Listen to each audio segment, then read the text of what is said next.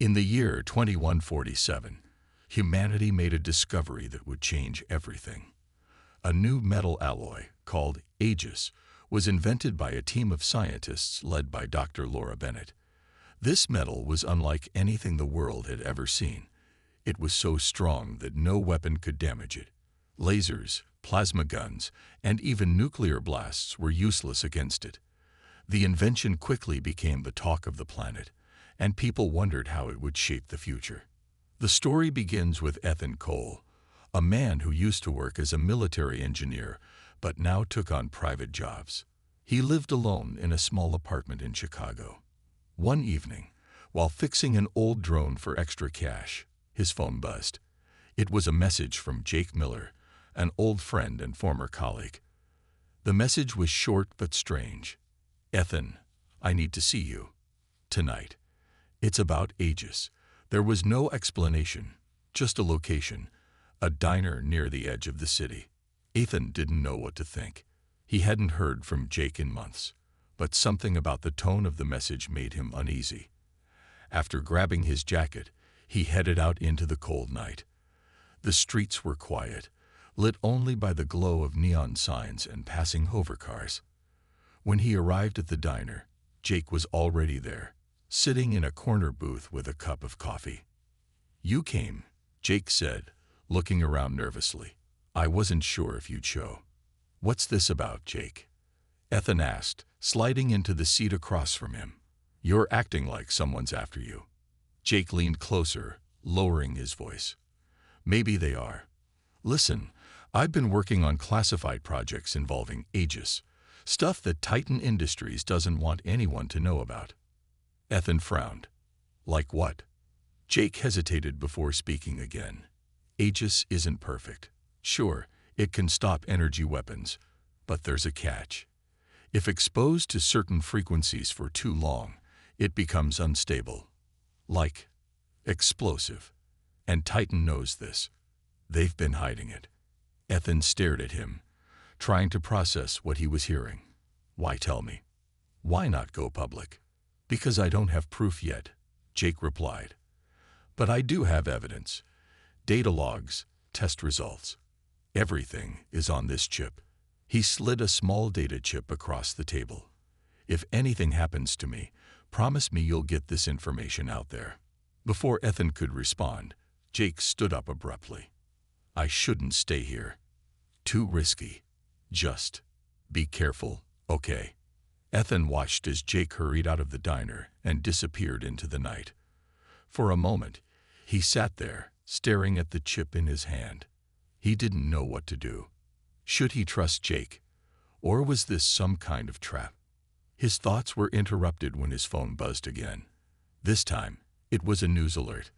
The headline read, "Fire destroys apartment complex in Chicago. No survivors." Ethan's heart sank as he realized the address matched Jake's building. Whoever had set that fire had done it deliberately, and they might come after him next. He clenched the chip tightly in his fist. Whatever secrets it held, they were dangerous. But Ethan knew one thing for sure. He couldn't ignore this. Not anymore. The signal from Earth was faint, almost like a whisper in the vast emptiness of space. Ryan and Emily stared at the blinking dot on the screen, their minds racing with questions. Was it a distress call? A message left behind by survivors? Or perhaps something else entirely? The uncertainty gnawed at them, but they knew one thing for sure. They had to investigate. As word spread among the crew about the mysterious signal, excitement mixed with fear. Many of the awakened humans struggled to process the reality that 3 centuries had passed while they slept. Some clung to hope, believing Earth would welcome them back with open arms. Others were more skeptical, fearing the worst, that their home world might be unrecognizable or even hostile. Ryan called a meeting with his senior officers to discuss their next steps. "We can't jump to conclusions," he said firmly, addressing the group gathered in the briefing room. "But we also can't ignore this signal. It's our best lead so far." Emily nodded in agreement. "Even if it's weak, it's coming from Earth. That means someone, or something, is still there." One of the officers, a grizzled engineer named Daniel, raised his hand hesitantly. What if it's a trap? We don't know what's out there anymore. For all we know, the galaxy could have changed completely while we were asleep. Ryan acknowledged the concern. You're right, Daniel. We need to proceed carefully. But staying here isn't an option either. If Earth is sending us a message, we owe it to ourselves and to humanity to find out why. With the decision made, the fleet prepared to set course for Earth. The journey would take weeks, giving everyone time to adjust to their new reality. As the ships moved through the void, the crew worked tirelessly to gather information about the galaxy they now found themselves in. What they discovered shocked them. According to the ship's eye, which had been quietly gathering data during their long sleep, the Krylos Consortium, the alien empire that had once waged war against humanity, was no longer a threat. Centuries of infighting and resource depletion had led to its collapse. In its place, smaller factions had risen, each vying for control of the remnants of the Krylos' former territories. But the AI's report didn't stop there. It warned of a new power emerging in the galaxy, a shadowy organization known only as the Nexus. Little was known about them, except that they wielded advanced technology scavenged from ancient ruins. Rumors suggested they ruled through fear, enslaving weaker factions and hoarding knowledge that could alter the course of history. The news unsettled Ryan. He had hoped to return to a galaxy where humanity might rebuild without interference. Instead, it seemed the universe had grown even more dangerous in their absence. Still, he refused to let doubt cloud his judgment. They had come too far to turn back now. During the voyage, Samantha Brooks, one of the few civilians aboard the Eclipse, approached Ryan and Emily. She was a scientist before the fleet entered stasis, and her sharp mind had earned her respect among the crew. "I've been studying the signal," she said, holding up a tablet. "It's not just random noise. There's a pattern to it, almost like a code." Emily leaned closer, intrigued. "Can you decode it?" Samantha hesitated. "Maybe, but I'll need help. And time." Ryan nodded. "Do whatever you need to. This could be our key to understanding what happened to Earth." As the days passed, the fleet drew closer to its destination. Morale remained fragile, with some crew members growing restless and others retreating into silence. Despite the challenges, Ryan reminded himself why they had embarked on this mission in the first place: to give humanity a second chance. Whatever awaited them at Earth, they would face it together. And so the fleet sailed onward, guided by a faint glimmer of hope cutting through the darkness of an unfamiliar galaxy. As the fleet approached a dense nebula on their way to Earth, strange readings began to appear on the ship's sensors. Lieutenant Emily Dawson frowned as she studied the data streaming across her console. "Captain," she said, turning to Ryan, "there's something out there. It's not natural." Ryan stepped closer, his eyes narrowing at the screen. The nebula was supposed to be empty, just clouds of gas and dust swirling in the vacuum of space. But now, faint energy signatures flickered within the haze. "Could it be debris?" he asked. Emily shook her head. "No, this is too organized. Look here." She pointed to a cluster of signals moving in formation. "Whatever it is, it's artificial." The crew grew tense as the ship slowed down, scanning the area for more details. Related. We'll write part 4 of the story in simple and basic English, without adings or capitalizedcntncs. Use third-person style, and keep it engaging for readers. Make sure to stay consistent with the characters and plot development from previous parts. AM for 450 words. Ryan made the call to send a small reconnaissance team into the nebula. Among them was Jake Monroe, a skilled pilot known for his quick reflexes and calm under pressure. As Jake guided his shuttle toward the source of the signals, the rest of the fleet waited anxiously. Inside the nebula, visibility dropped drastically. The swirling gases blocked most of their instruments, forcing the team to rely on manual navigation. Just when they thought they might turn back empty-handed, a shape emerged from the mist. A derelict ship, battered and scarred, but still intact. "Looks like someone's been living here," Jake muttered into his communicator as the team docked with the vessel. The airlock hissed open, revealing the dark corridor littered with scraps of metal and broken equipment. Carefully, they moved inside, weapons drawn. It didn't take long to find signs of life. In a dimly lit chamber, they discovered a group of survivors huddled together. They looked malnourished and wary, their eyes darting between the newcomers. One of them, a woman with short brown hair and sharp features, stepped forward cautiously. "Who are you?" she demanded. Jake lowered his weapon slightly. "We're from the human fleet. We mean no harm." The woman studied him for a moment before relaxing her stance. "My name is Samantha Brooks," she said. "We've been stranded here for years." Samantha explained that her group had once been part of a research mission exploring ancient alien ruins. When the Krylos collapsed, their funding dried up, leaving them abandoned in deep space. Over time, they scavenged what they could to survive, piecing together information about the galaxy's shifting power dynamics. When Ryan and Emily arrived aboard the derelict ship after hearing Jake's report, Samantha wasted no time sharing critical news. "You should know this. The Nexus controls everything now," she warned. "They use old technology to dominate weaker factions. If they catch wind of your fleet, they won't hesitate to destroy you." Her words sent a chill through the room. Ryan exchanged a glance with Emily, who looked equally troubled. "Do you have any idea how we can avoid them?" he asked. Samantha hesitated. "There's one thing. A device. An artifact capable of manipulating time itself. It's hidden on a remote planet guarded by Nexus forces. If you can get to it, you might stand a chance." Ryan considered her words carefully. The idea of such a powerful tool both intrigued and unnerved him. Still, he couldn't ignore the potential advantage it offered. "Take us to this planet," he finally said. Samantha agreed, though her expression remained guarded. Back on the Eclipse, opinions were divided. Some crew members trusted her knowledge, seeing her as a valuable ally. Others viewed her with suspicion, questioning her motives. Emily voiced her concerns privately to Ryan. "She knows too much," Emily said. "What if she's leading us into a trap?" Ryan sighed. "I don't like it either, but we don't have many options.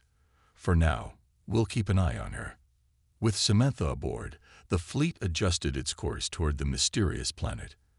As they sailed deeper into unknown territory, the weight of their mission pressed heavily on everyone. The promise of salvation, or doom, loomed ahead, shrouded in uncertainty. The journey to the remote planet was long and tense. The crew of the Eclipse spent their days preparing for whatever lay ahead, while Samantha Brooks shared what little she knew about the Nexus and the artifact. She described it as a crystalline sphere, pulsating with an otherworldly energy. According to legend, it had been created by an ancient civilization capable of bending time itself. Whoever controlled the device could rewrite history or erase it entirely. Ryan listened intently, but couldn't shake the feeling that Samantha was holding something back. Her answers were always careful, calculated, as if she were choosing her words to avoid revealing too much. Still, he needed her expertise.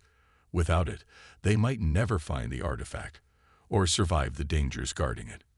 As the fleet approached the planet, the sensors picked up heavy activity in orbit. Dozens of ships patrolled the area, their designs sleek and menacing. "Those are Nexus vessels," Samantha said, pointing at the readings on the screen. "They're not going to let us land without a fight." Ryan nodded grimly. "Then we'll have to be smarter than them." He turned to Emily. "Prepare a small strike team. We'll go in fast and quiet, avoiding direct confrontation if we can." Emily quickly assembled a group of skilled crew members, including Jake Monroe, who volunteered despite his earlier close call. They loaded into a cloaked shuttle, slipping past the Nexus patrols undetected. The descent through the atmosphere was rough, jolting them violently as they navigated thick storm clouds. When they finally touched down, the landscape before them was bleak and desolate, rocky terrain stretching endlessly under a pale red sky. Samantha led the way, guiding them toward a massive structure rising from the ground like a jagged scar. It looked ancient, its surface covered in strange symbols glowing faintly in the dim light. "This is it," she whispered. "The vault containing the artifact is inside." The team moved cautiously, weapons ready. The air was cold and still, the silence pressing down on them. As they entered the structure, the walls seemed to hum with energy, sending shivers down their spines. The deeper they went, the more oppressive the atmosphere became. Finally, they reached a large chamber at the heart of the building. In the center stood a pedestal, and atop it rested the artifact, a shimmering sphere that pulsed rhythmically, casting eerie shadows across the room. Ryan stepped forward, his eyes fixed on the object. "Is this really it?" he asked, glancing at Samantha. She nodded. "That's the device. But be careful, it's not just a tool. It's alive, in a way. You can feel its power if you get too close." Before Ryan could respond, alarms blared throughout the chamber. Heavy footsteps echoed in the distance as mechanized drones poured into the room, their glowing eyes locking onto the intruders. "We've got company," Jake shouted, raising his weapon. The team sprang into action, firing at the drones as they advanced. The battle was chaotic, sparks flying as bullets ricocheted off metal bodies. One by one, the machines fell, but more kept coming. Amid the chaos, Samantha slipped away unnoticed, heading straight for the artifact. Emily spotted her just in time. "Ryan, she's going for the sphere." Ryan spun around, watching as Samantha grabbed the artifact.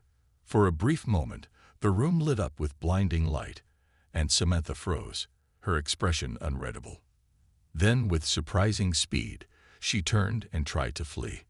But Emily was faster. She tackled Samantha to the ground, wresting the sphere from her grasp. "What are you doing?" Emily demanded, her voice sharp with anger.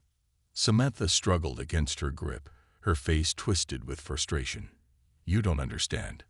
The Nexus sent me here to retrieve it. If I fail, they'll kill everyone I care about."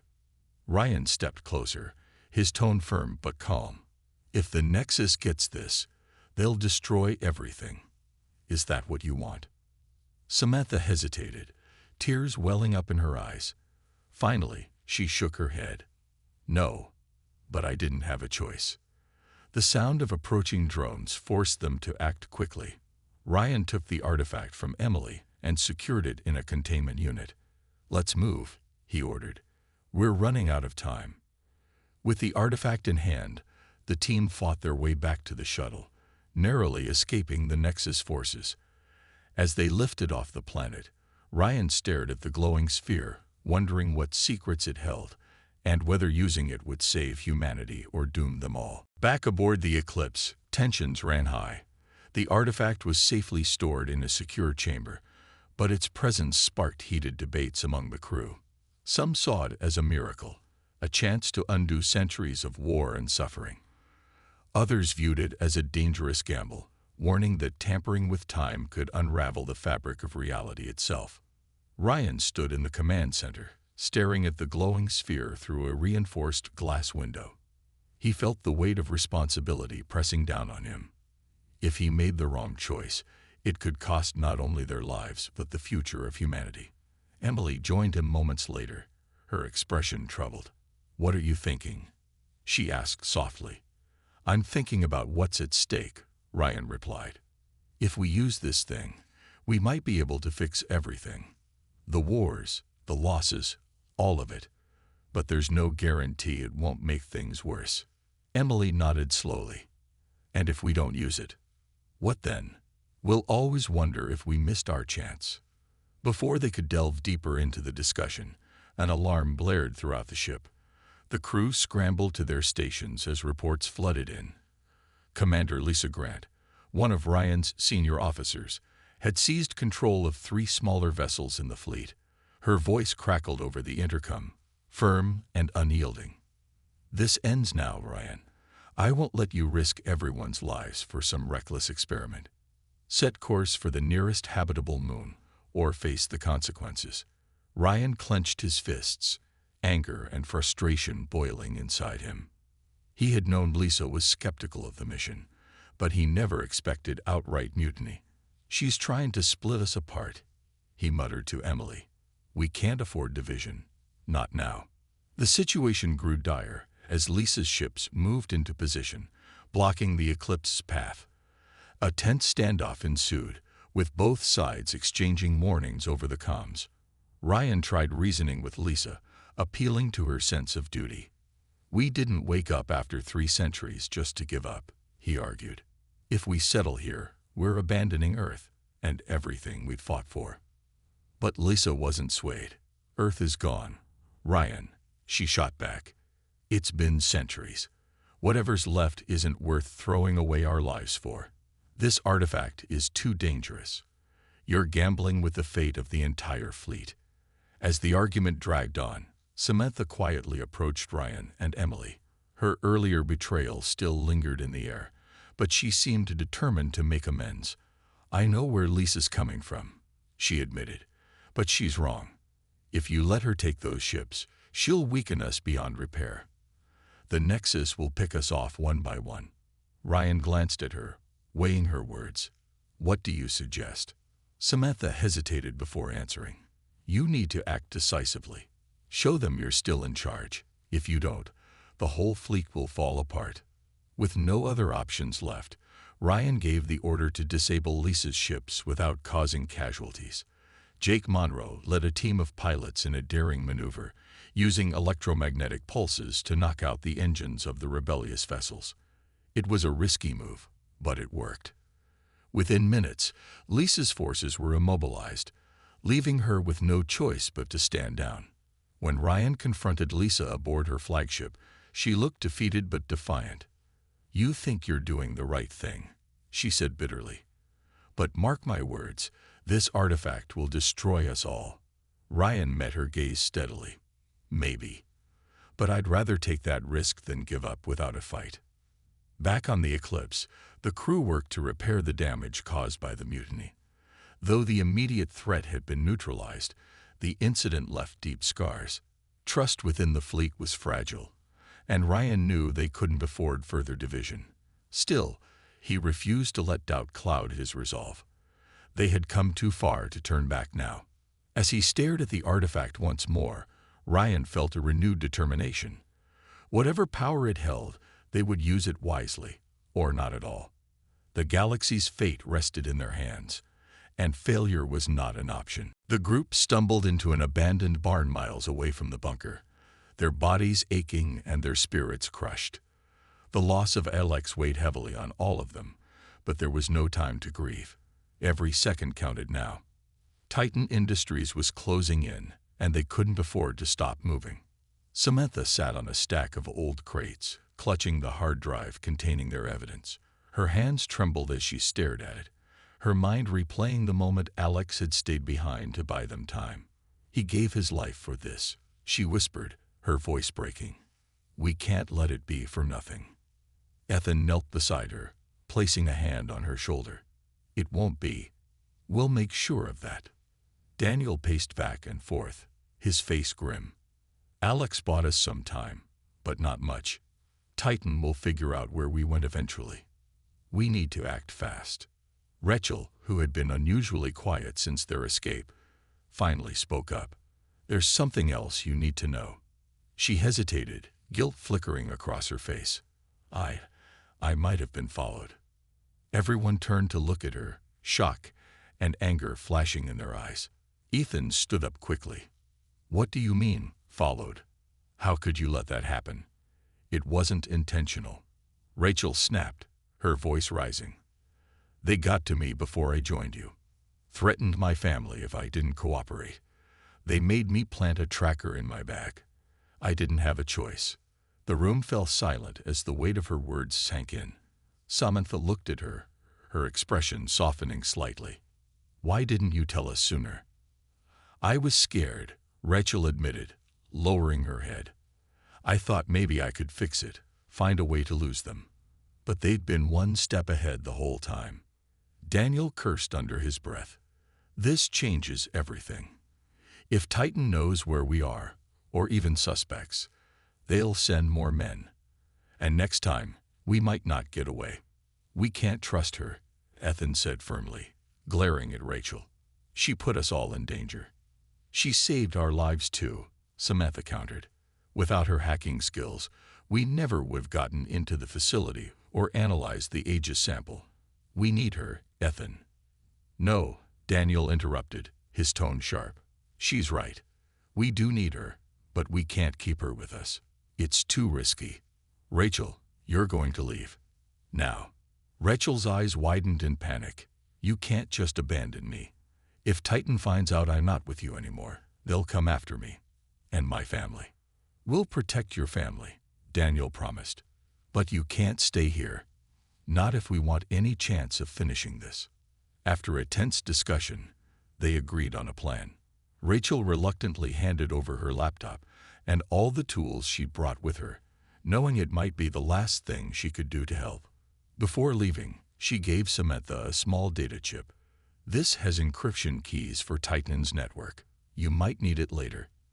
As Rachel disappeared into the night, the remaining members of the team regrouped. The air between them was heavy with mistrust and grief, but they knew they had to push forward. We need backup, Daniel said finally. Someone who can help us refine the evidence and spread it to the public. There's only one person I trust with something like this. Emma Dawson. Who's Emma Dawson? Ethan asked. A scientist, Daniel explained. She used to work on advanced materials research, but she dropped off the grid years ago. If anyone can understand what we're dealing with, it's her. Samantha nodded. Then we go to her. But how do we find her? I know where she is, Daniel replied. She lives in a remote cabin up north. It's a long trip, but it's our best shot. With no other options, the group packed up their gear and set off once again. The journey was grueling, filled with narrow escapes and constant paranoia. At every turn, they expected Titan's agents to appear, but somehow they managed to stay one step ahead. When they finally reached Emma's cabin, they found her tending to a garden outside. She was older than Daniel had described, with silver hair and sharp, intelligent eyes.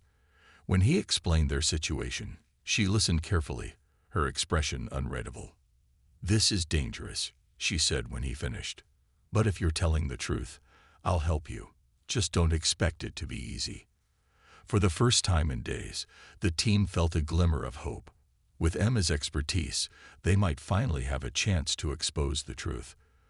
But as they settled into her cabin to begin working, none of them could shake the feeling that Titan was still watching and waiting. Emma Dawson's cabin was small but cozy, nestled deep in the woods far from prying eyes. Inside, the air smelled of pine and old books. Shelves lined the walls, filled with dusty volumes on physics, chemistry, and material science. Emma wasted no time getting to work. She set up a makeshift lab in her living room, using equipment she'd salvaged over the years. "All right," she said, rolling up her sleeves. "Let's see what you've got."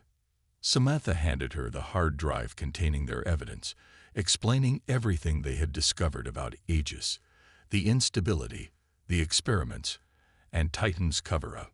Emma listened intently, her sharp eyes scanning the data as it appeared on her computer screen. "This is remarkable," she murmured after a while. "And terrifying. If even half of this is true, Titan has put the entire planet at risk." "It's all true," Daniel said firmly. "We've seen it ourselves. That sample we brought back, it's shattered under controlled conditions. It's not invincible like they claim." Emma nodded, her expression grim. "Then we need to make sure the world sees this too. But raw data won't be enough.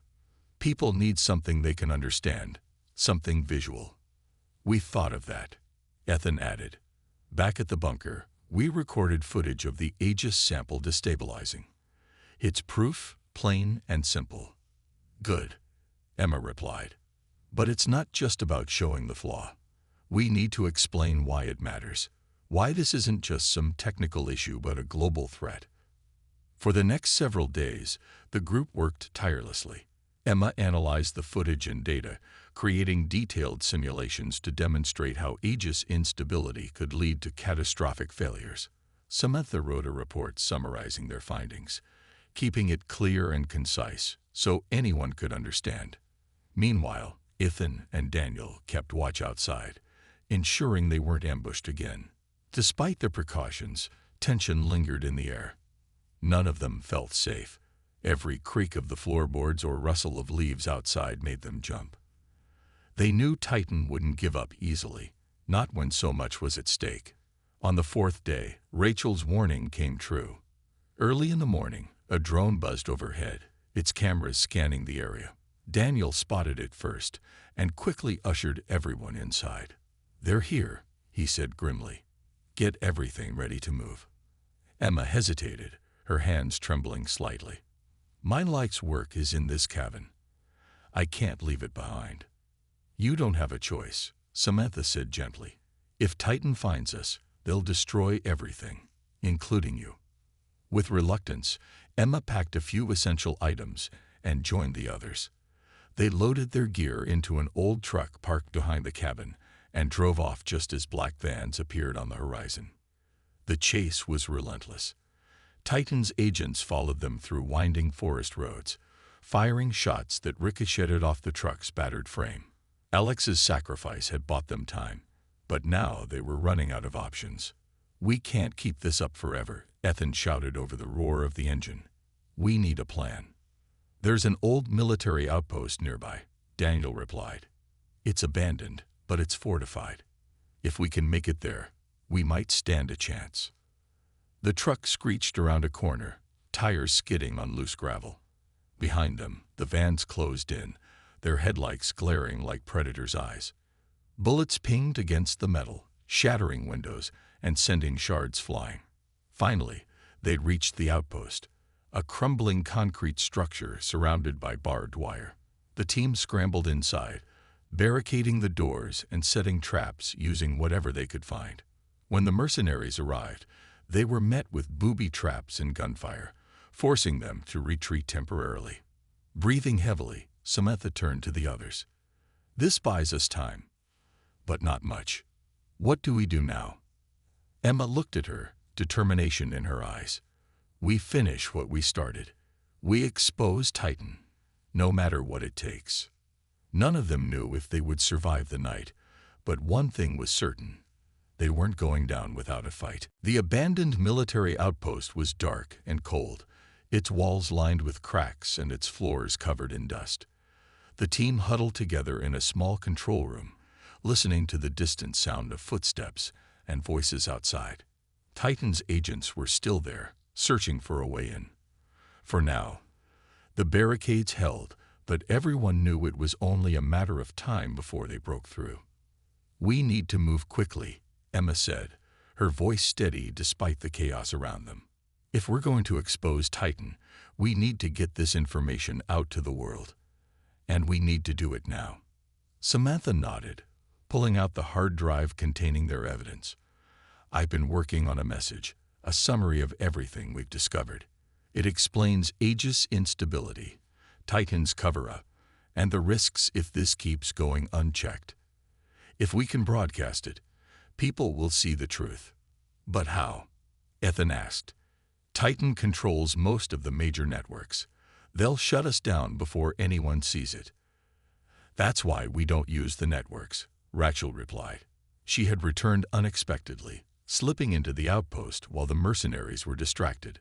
Her face was pale, and she looked exhausted, but her eyes burned with determination. "I've set up a backdoor into independent platforms, places they won't think to look right away. If we upload the data there, it'll spread like wildfire." Daniel crossed his arms, his expression skeptical. "You're risking a lot coming back here." "Why?" Rachel hesitated, then met his gaze. "Because I owe you, and because I want to make things right." Emma stepped forward, breaking the tension. "Then let's get to work. Rachel, you focus on the upload. Samantha, finish the message. Ethan and Daniel, keep watch. You'll be our first line of defense if they break through. Everyone sprang into action. Samantha sat at a makeshift desk, typing furiously as she refined the report. Emma double-checked the footage and simulations, ensuring everything was clear and undeniable.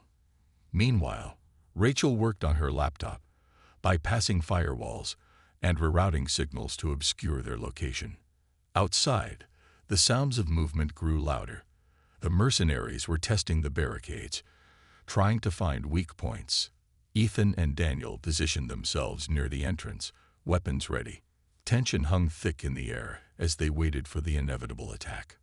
Almost done, Rachel muttered, her fingers flying across the keyboard. Just a few more minutes. Suddenly, there was a loud crash from the other side of the door. The barricade shook as someone, or something, slammed against it. Daniel glanced over his shoulder, his voice tight. "Hurry up. I'm going as fast as I can."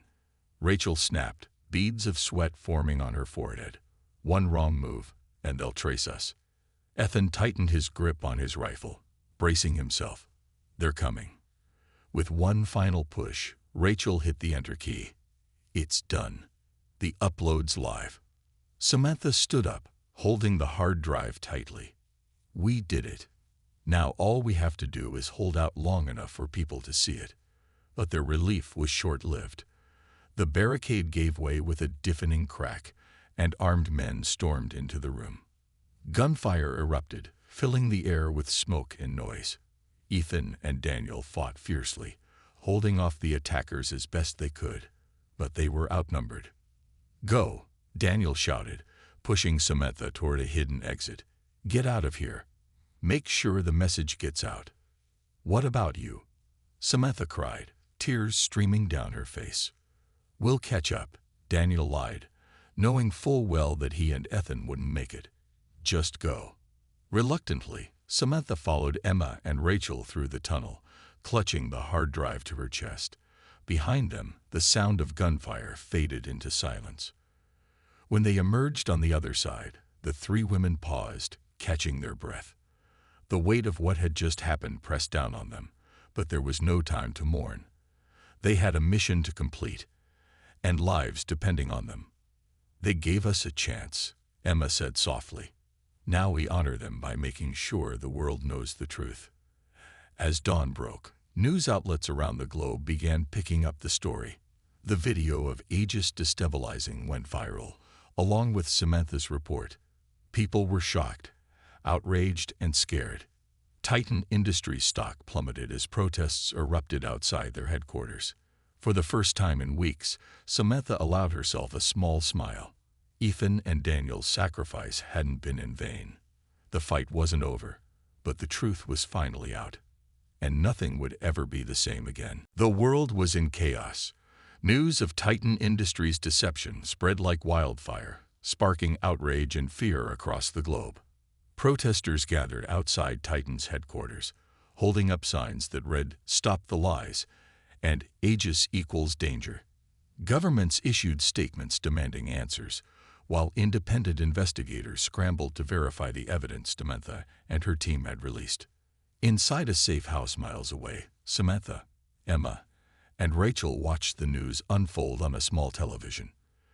The video of Aegis destabilizing played repeatedly, accompanied by commentary from scientists and journalists. For the first time in weeks, they felt a flicker of hope, but it was fragile, overshadowed by the sacrifices that had made it possible. "They're calling for an investigation," Emma said quietly, her eyes glued to the screen. "This could bring Titan down." "But will it be enough?" Samantha asked, her voice heavy with doubt. "Titan's powerful. They'll fight back." "They already are," Rachel replied, pulling up a new alert on her laptop. "Look at this. Titan's CEO is holding a press conference in an hour. He's claiming the video is fake and accusing us of being part of a smear campaign." Emma frowned. "If people believe him." "They won't," Samantha interrupted firmly.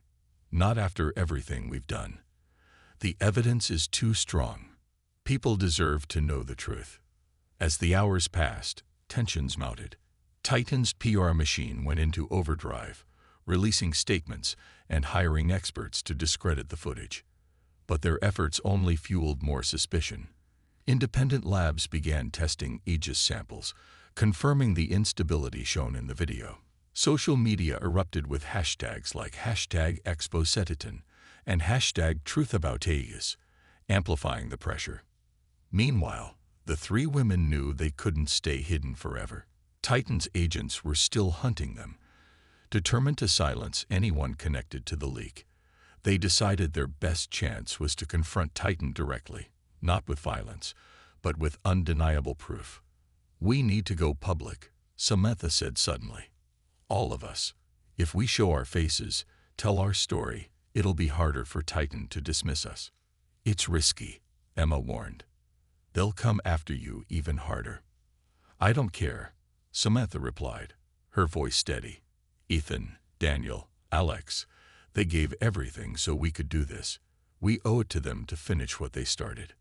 Rachel hesitated, but eventually nodded. "She's right. If we stay quiet, Titan wins." The next morning, they recorded a live broadcast from the safety of their hideout. Samantha spoke first, her words calm but filled with emotion. She explained how Jake had risked his life to expose the truth, how Ethan and Daniel had fought to protect the evidence, and how Alex had sacrificed himself to give them a chance. Emma followed, presenting the scientific data in simple terms anyone could understand. Finally, Rachel stepped forward, admitting her role in planting the tracker and apologizing for putting the team in danger. "We didn't choose this fight," Samantha concluded, "but we're not backing down. The world deserves to know the truth about Aegis and about Titan Industries." The broadcast went viral within minutes, reaching millions of viewers worldwide. Calls for Titan's accountability grew louder, and governments began freezing their assets pending further investigation. Even some of Titan's own employees came forward, sharing internal documents that supported the claims. But the battle wasn't over yet. As night fell, the safe house was surrounded by armed men. Titan had found them. "We knew this might happen," Emma said, gripping a flashlight tightly. "What do we do now?" Samantha looked at her companions, determination shining in her eyes. "We stand our ground. Together." For the first time in days, they felt ready, not just to fight, but to face whatever came next. The truth was out, and no amount of power or money could take that away. The sound of boots echoed outside the safe house as armed men surrounded the building. Samantha, Emma, and Rachel stood together in the dimly lit room, their hearts pounding but their resolve unshaken. They had come too far to back down now. "They're here," Rachel whispered, glancing nervously at the windows. "What's the plan?" Samantha tightened her grip on a small device in her hand, a portable transmitter connected to backup copies of their evidence. "We make sure the truth survives, no matter what happens to us." Emma nodded, her expression calm but resolute. "If they break in, we'll hold them off long enough to send the data to every major news outlet and whistleblower platform. They won't be able to erase it all." Rachel quickly set up her laptop, her fingers flying across the keyboard as she prepared the final upload. Outside, the men began battering the door, shouting orders. The barricades wouldn't hold for long. "Almost done," Rachel muttered, sweat dripping down her face. "Just a few more seconds." The door splintered with a loud crash, and armed mercenaries poured into the room. But before they could act, Samantha pressed the button on the transmitter. A green light blinked once, then twice. Confirmation that the data was sent. "It's out," Samantha said firmly, raising her hands in surrender. "You can stop us, but you can't stop the truth." For a moment, there was silence. Then one of the mercenaries stepped forward, his voice cold. "You think this changes anything? Titan always wins." But his confidence wavered when his earpiece buzzed with urgent chatter. He listened intently, his jaw tightening. Without another word, he signaled for his team to retreat. Within minutes, the safe house was empty, leaving the three women alone. Confused but relieved, they turned on the television to see breaking news alerts flashing across the screen. Governments around the world had launched investigations into Titan Industries. Stock prices plummeted, and protests erupted in cities everywhere. Even some of Titan's top executives were arrested as damning evidence surfaced, corroborating everything Samantha's team had exposed. Over the following weeks, the tide turned decisively against Titan. Their facilities were shut down, their assets frozen, and their monopoly on Aegis production dismantled. Independent scientists took over research into safer alternatives, ensuring that humanity could benefit from advancements without repeating past mistakes. As for Samantha, Emma, and Rachel, they disappeared from the public eye. Exhausted but alive, they parted ways, each seeking a quieter life after months of relentless danger. Samantha returned to journalism, using her experience to advocate for transparency and accountability. Emma retreated to her cabin, continuing her work in materials science while mentoring young researchers. Rachel reunited with her family, grateful for a second chance to live without fear. Though they rarely spoke of those harrowing days, they never forgot the sacrifices made along the way. Jake's courage, Alex's bravery, Ethan and Daniel's unwavering determination. Those memories stayed with them, reminders of what they had fought for and achieved. Years later, Aegis became a cautionary tale taught in schools, a symbol not just of human ingenuity, but also of the dangers of unchecked ambition. Humanity learned to move forward cautiously, balancing progress with responsibility. In the end, the truth had prevailed, not because it was easy, but because people like Samantha, Emma, and Rachel refused to let it die. And though the scars of their journey remained, so did the hope that someday the world would be better because of what they had done.